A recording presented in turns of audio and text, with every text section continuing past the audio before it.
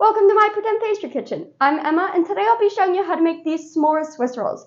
They're a fluffy chocolate cake base filled with a marshmallow whipped cream and a homemade graham cracker crumble, and all of that is topped with a homemade chocolate ganache.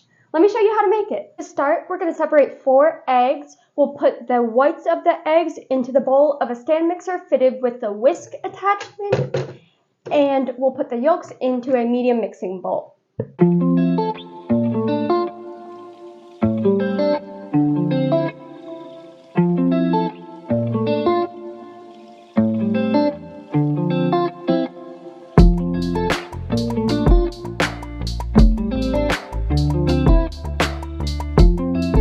Now we'll add 1/3 cup of granulated sugar to each bowl, and then we'll add 1 teaspoon of vanilla extract just to the egg yolks.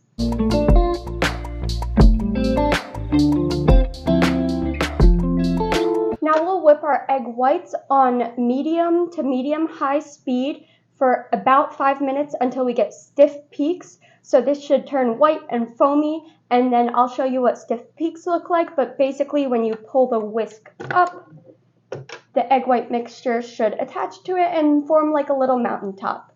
For these, we're just going to whisk this by hand for about 2 to 3 minutes until it becomes a pale yellow color and it's a super creamy mixture.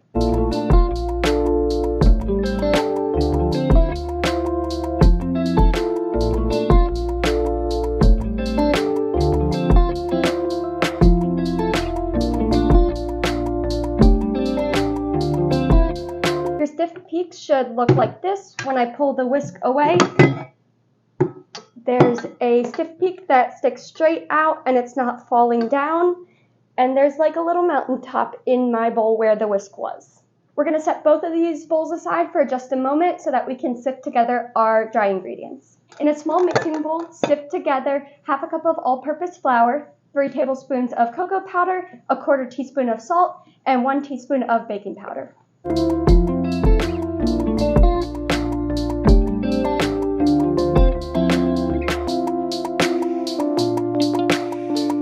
Now I know I have a lot in front of me, but I have an empty large mixing bowl, and that's how we're going to combine everything. So we're going to start by putting in the dry ingredients first. Now we're going to pour 1/4 cup of melted unsalted butter over the top of the dry ingredients.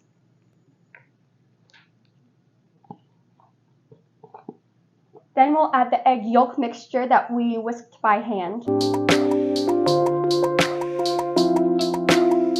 Then we'll add 1 teaspoon of instant espresso powder. Now using an electric hand mixer, we're going to mix all of that on medium speed until it's well combined for about 1 minute to 2 minutes.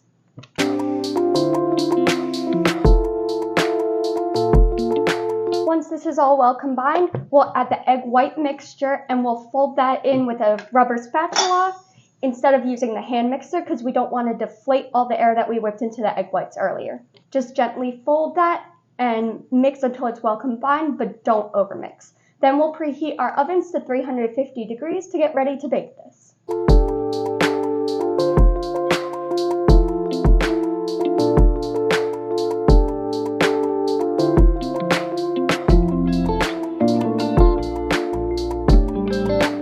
Your finished batter should look like this. I have a 12 by 17 inch baking sheet right here. I'm going to grease it with baking spray and then line it with parchment paper and then grease it again so that it's super non-stick. Then we'll pour our batter in an even layer across the top and kind of tilt and shimmy the pan to get it to even out a little bit.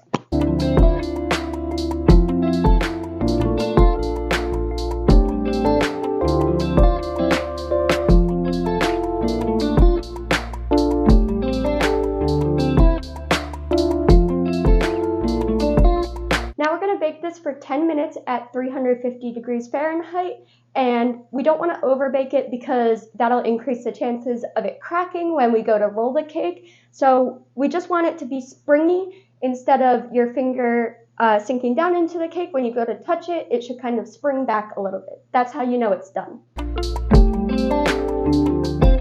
While the cake is in the oven, I'm going to dust 2 tablespoons of cocoa powder over a dish towel that I've laid down on the countertop.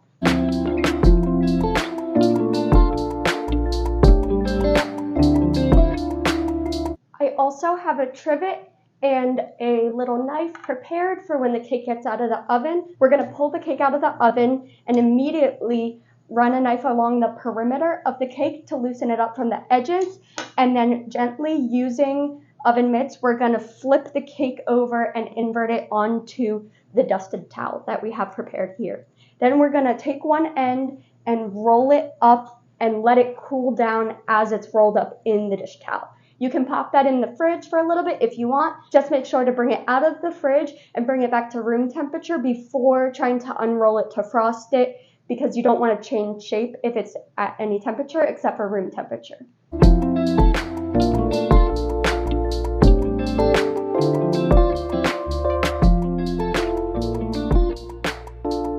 Now that we've inverted our cake, we're going to remove the parchment paper very gently, and then we'll roll it up in this dish towel.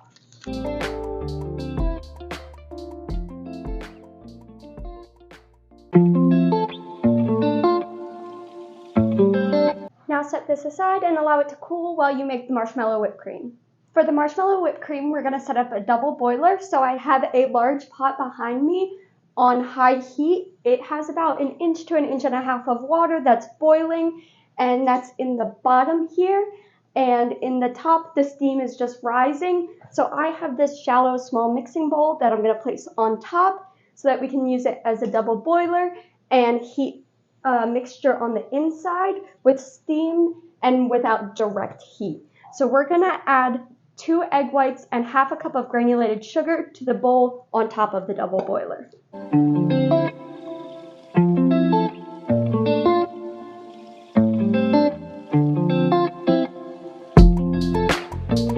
I'm going to take this over to the stove with a whisk and whisk constantly the whole time it's over the heat.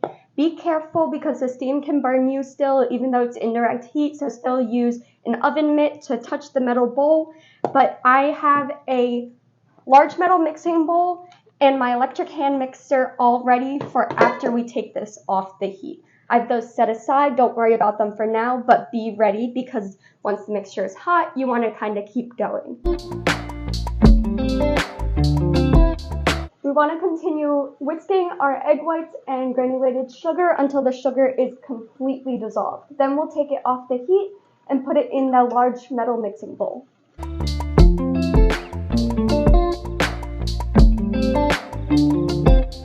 Once your mixture looks like this, it's ready to be transferred to the large metal mixing bowl. Then I'm going to pop this bowl back on top of the double boiler and throw in 1/2 cup of marshmallows and melt those down to a marshmallow fluff. Then we'll add those into the large mixing bowl with this mixture and mix it for 3 minutes on medium-high speed with the electric hand mixer until it's nice and fluffy and stiff peaks form.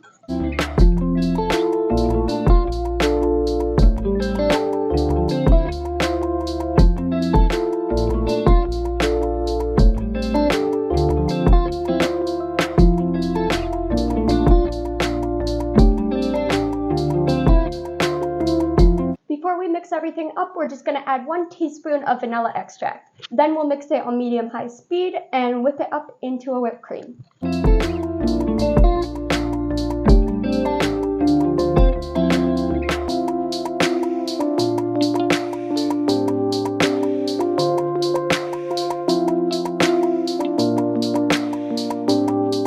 Now I'm going to add a 1/2 cup of powdered sugar and mix it up and then reassess the runniness, and basically anywhere from 1 cup to 1.5 cups of powdered sugar is probably where we should end up with the correct texture.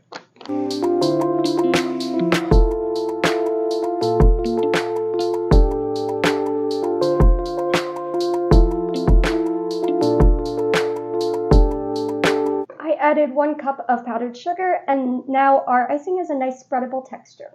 Now I'm going to set aside the marshmallow frosting and show you how to make a quick 3-ingredient little graham cracker crumble. We're just going to add a 1/4 cup of light brown sugar, a 1/4 cup of whole wheat flour, and a 1/2 teaspoon of ground cinnamon to a small dish and mix it together with a fork.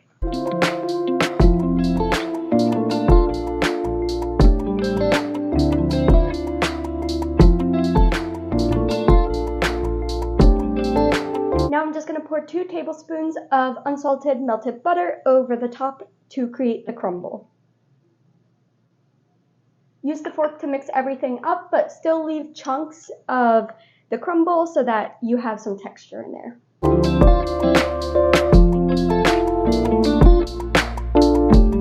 And there you go. We could set this aside until the cake is cooled, and once it's completely cooled but at room temperature, we can unroll it and use the frosting and this crumble, and I'll show you how to do all of that. So now we're going to unroll the cake and cut it up into fourths so that we can have our mini Swiss rolls.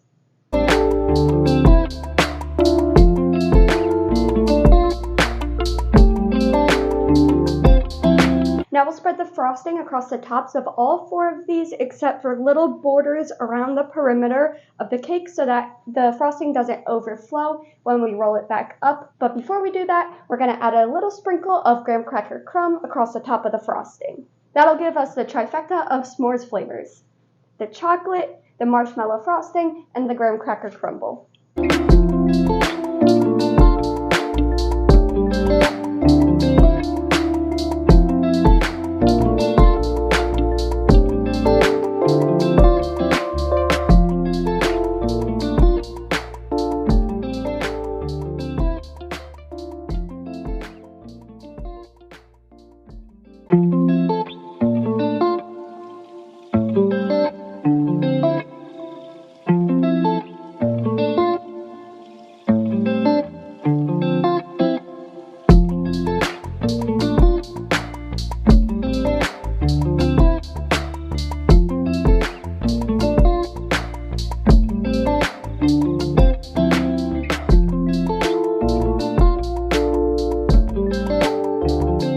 Now we'll cut each of these logs in half so that we have 8 mini Swiss rolls.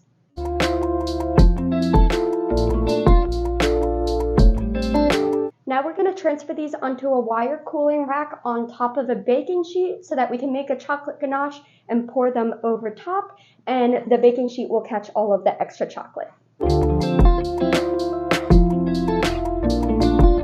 To make the chocolate ganache, add half a cup of semi-sweet chocolate chips and 1 teaspoon of light corn syrup to a heat-safe baking dish, and then we're going to heat up half a cup of heavy cream in a microwave-safe dish inside the microwave in 30-second intervals until this is warm, not hot, nowhere near boiling, but warm, and then we'll pour that over the chocolate chips and corn syrup. Let it sit for about a minute to melt all together, and then stir it until it's a smooth ganache. Then we'll transfer it back into this mixing cup since it has a spout and pour it over top of our Swiss rolls.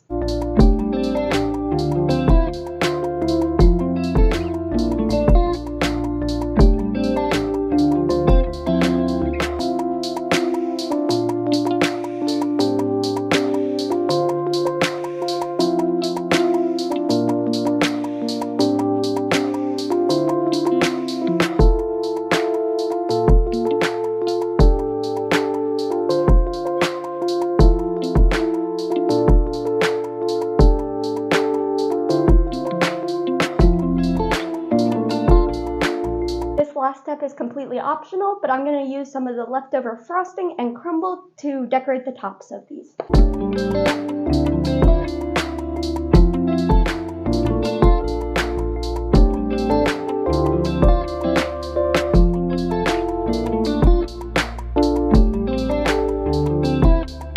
And here are the finished s'more Swiss rolls.